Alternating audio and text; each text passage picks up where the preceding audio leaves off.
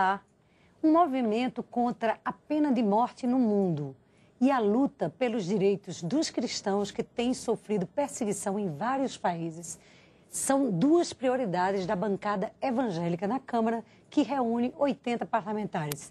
Para falar sobre o assunto, está aqui com a gente o deputado Marco Feliciano, do PSC de São Paulo. Como vai, deputado? Melhor agora e podendo falar para a sua audiência, que é tão boa, esclarecer esses assuntos que em pleno século XXI são pertinentes, né? Essa luta da bancada veio principalmente em função de um caso no Irã. O senhor até esteve com a ministra Gleisi Hoffmann. O que é que aconteceu? Qual é o que é que a bancada evangélica quer da ministra do governo brasileiro? Bom, desde outubro do ano passado eu venho falando sobre esse assunto na casa. Mas aqui às vezes a gente grita e ninguém escuta, manda e ninguém obedece, né? E acabamos provocando a bancada evangélica toda, porque é um assunto pertinente. É um cidadão de 33 anos, chamado Youssef Nardakani, foi condenado à pena de morte porque ele, na lei do Islã, ele é considerado como um apóstata da fé, um crime religioso. Ele deixou de ser muçulmano e se converteu ao cristianismo. E, em função disso, e apenas por isso, ele foi condenado à morte. Quando eu tomei conhecimento, através de assuntos internacionais e através das redes sociais, eu tenho um Twitter com 90 mil seguidores, e o pessoal que fica atento informou o assunto, procurei saber, tinha fundo de verdade, usei o microfone da casa e convoquei a bancada para lutarmos por ele.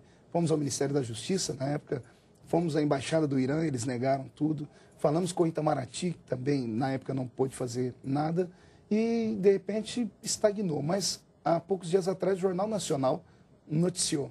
E quando ele noticiou que o pastor estava condenado de fato, iria morrer, e se o Brasil manifestasse de bom coração ajuda, poderia interferir nessa história, eu voltei à tona, juntei meus amigos de novo e fomos para o microfone.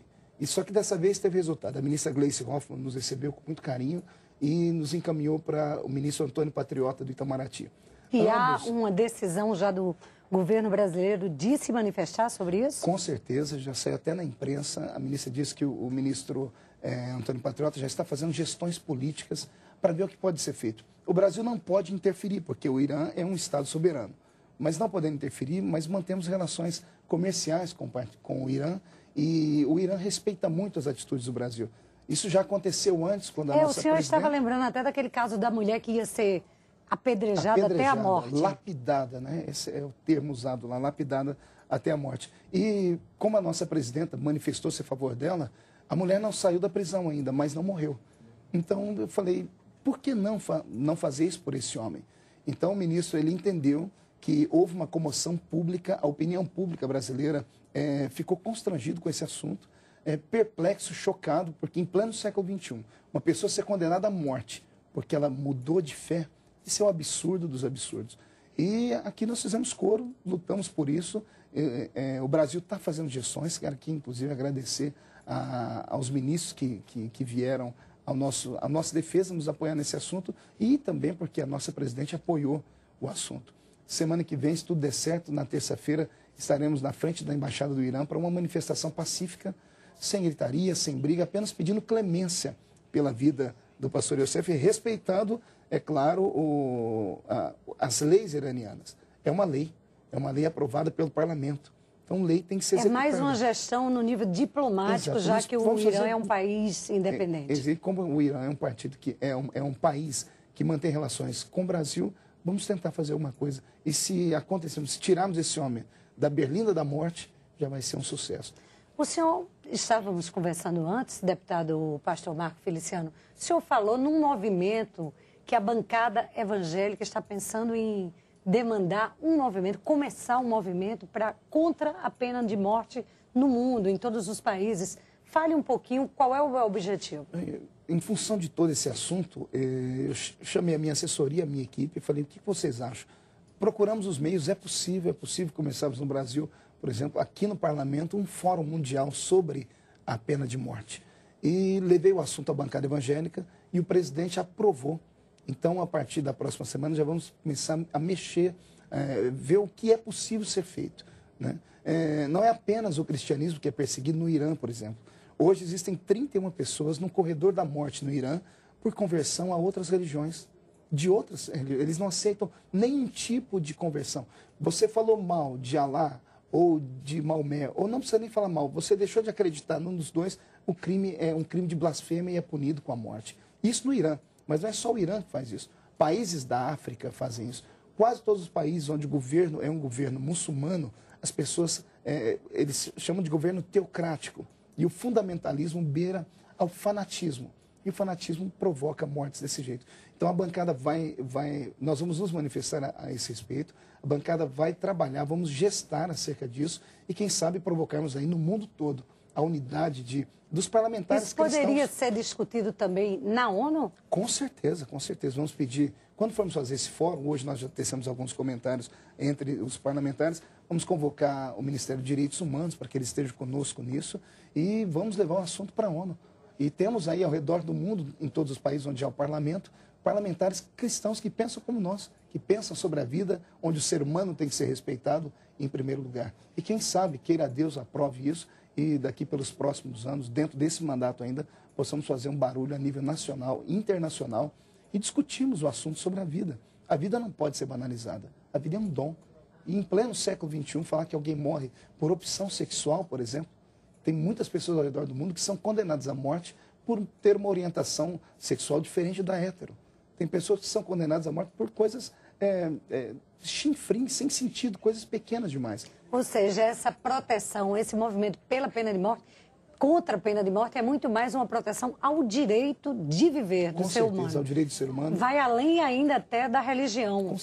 Não há dúvida disso. Até agora, porque... deputado pastor Marco Feliciano, só para concluir que nosso tempo aqui está acabando, quais são as prioridades, além dessa luta contra a pena de morte e da defesa dos cristãos que estão sendo perseguidos no mundo, da bancada evangélica aqui na Câmara? A bancada evangélica, ela tem a cara da família. Tudo que fala sobre família, nós estamos dentro e atuantes de fato.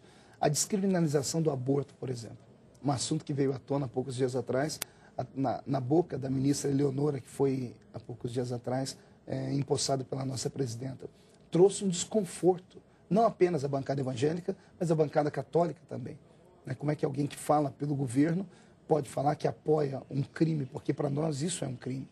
Eu talvez uns mais... Ela falou no nome dela ou no nome do governo? Em nome dela. Depois ela disse que foi em nome dela. O senhor até fez um pedido à ministra Hoffmann no sentido de abrir uma interlocução maior com as bancadas evangélicas e católicas aqui na Câmara? Foi. Como é que ela se pronunciou? Ela disse que isso é pertinente, é possível, vai sondar os mecanismos para isso. Nós já tínhamos uma promessa feita pelo ministro Gilberto Carvalho.